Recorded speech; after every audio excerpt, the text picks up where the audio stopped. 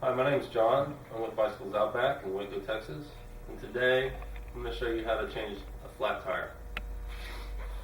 The things you're going to need to do this, obviously, some tire levers,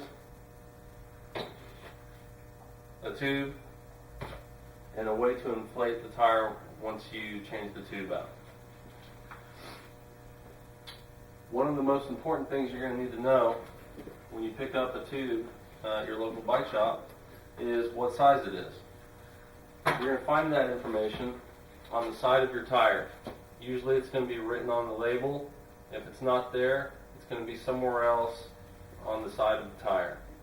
If you don't know or you're not comfortable with that information, just write down all the numbers that you see on the side of the tire and bring that to your local bike shop, and they'll help you out and get you the right style. Another thing you're going to need to know when you're picking out a tube is what style of valve it has. Again, your local bike shop mechanic or salesperson can help you with that, but really these days there's only two. There's the Schrader valve, which is commonly seen on automobiles, and then there's the Presta valve, which you see a lot in higher end road and mountain bikes. So once you've got that figured out, bring it in to the bike shop, have them match the one you've got, or just tell them what you have, what you need, and they'll get you set up.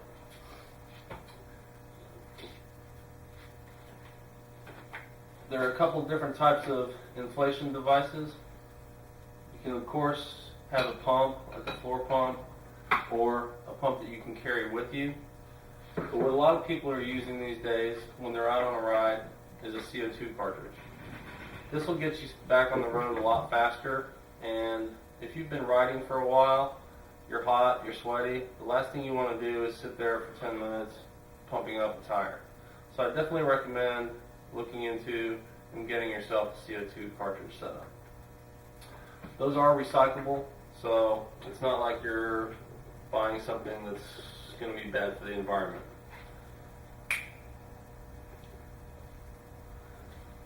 So the first thing you're going to do, obviously you've got a flat, so there's no air in your tire.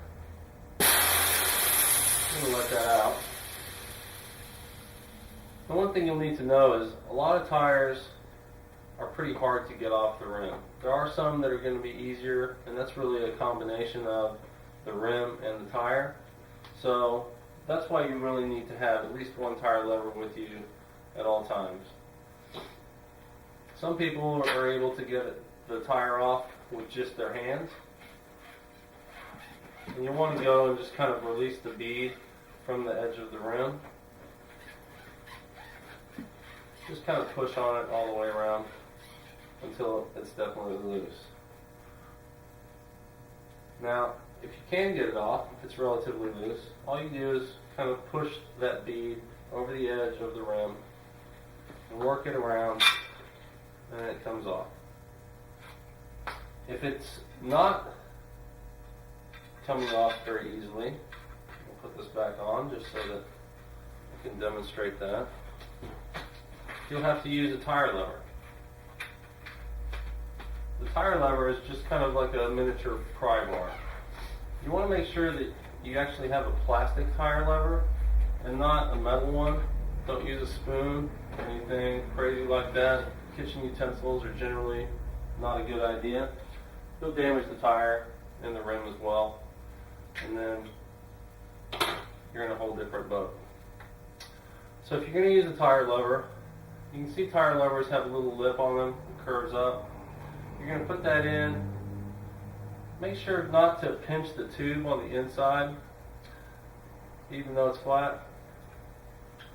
Go ahead and just push that away from you and follow it all the way around. You see how easily that comes off.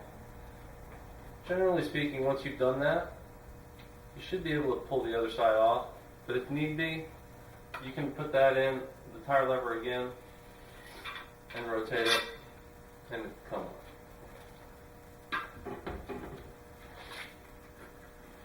Next thing you want to do is pull the tube out of the tire.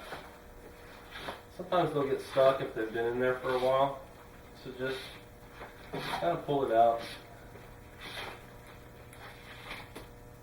first thing you're going to want to do is see if whatever caused the puncture is still in the tire. If it's a piece of glass or wire, very easily can come out immediately when you run over it, but it can also embed itself inside the tire casing, and if you don't check for it and remove it if it is still there, it's just going to puncture the next tube you put in. So just kind of gently run your fingers on the inside of the tire, going all the way around. I'd probably do this twice because sometimes you'll miss it the first time.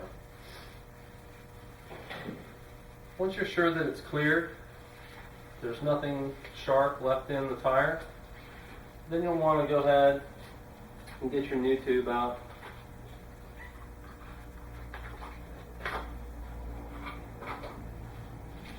What I like to do is put a little bit of air in it just so that it holds its shape.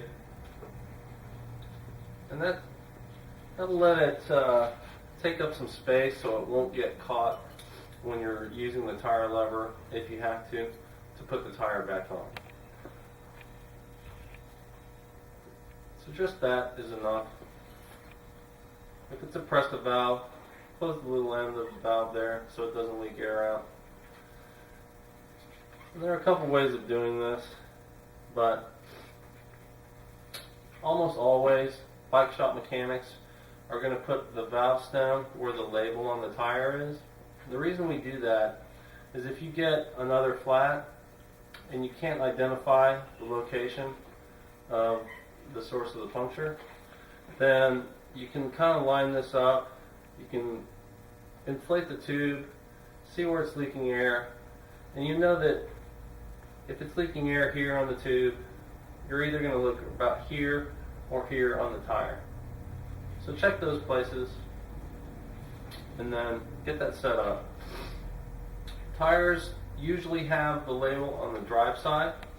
If they're on both sides, sometimes you want to look for something on the side of the tire that tells you which direction it goes in. But like I said, usually if it's just a label on one side, that's going to be on the drive side. When you put it back in the wheel,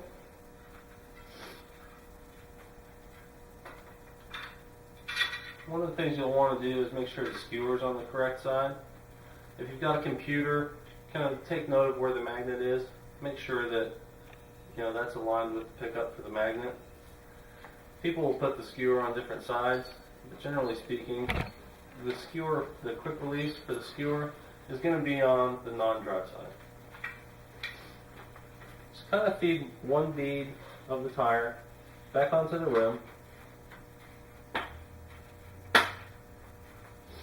And then, again, because the tube has a little bit of shape to it, because it's inflated, it'll be easier to kind of get it into position and tucked away inside the rim itself.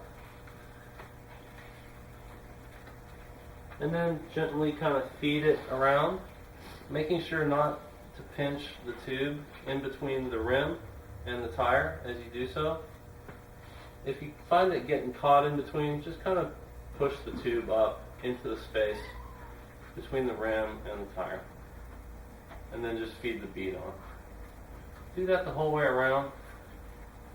And most of the time, you're going to get to a point where it's going to be very difficult to actually get the last piece of the tire bead onto the rim. So you may have to use that tire lever again. If the tire works well with the rim, you'll be able to just use your thumbs and push it on. If not, take it off for you. What you're going to do is this time use the tire lever so that you're prying it onto the rim. So you're flipping that piece upside down, and you're just getting the hook over the edge of the rim and then pushing it up and over. Now that the tire's back on the wheel, just kind of check, make sure that the bead is seated inside the rim all the way around on both sides. And then whichever form of inflation device you're going to use, go ahead and grab that. In this case, we're going to use a floor pump because it's got a gauge and you can accurately measure how much air you're putting into the tire.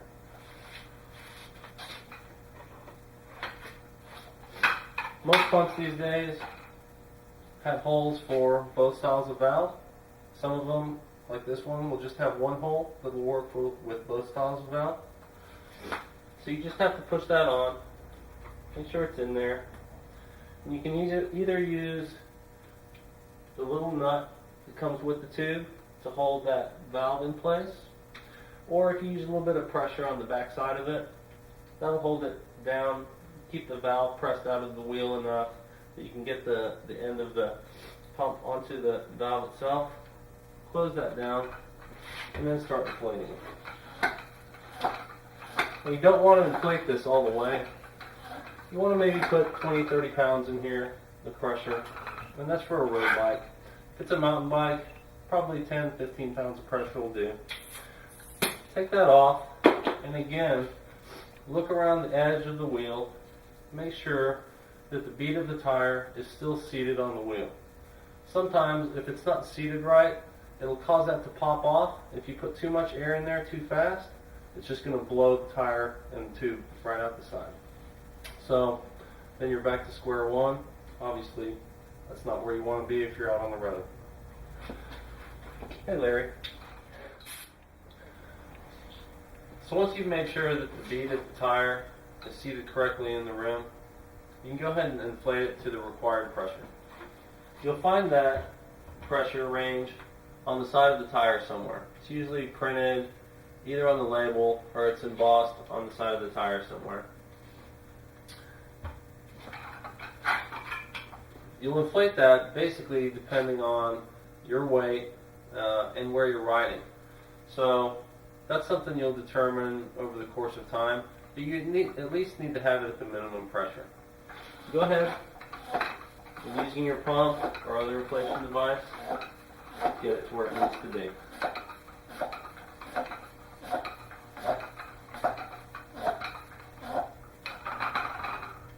Once that's done, take your pump off. If it's a pressed valve, make sure you screw that little piece back in all the way. That closes the valve, which isn't as strong as the valve in a Schrader, so that'll keep air from leaking out of the valve stem.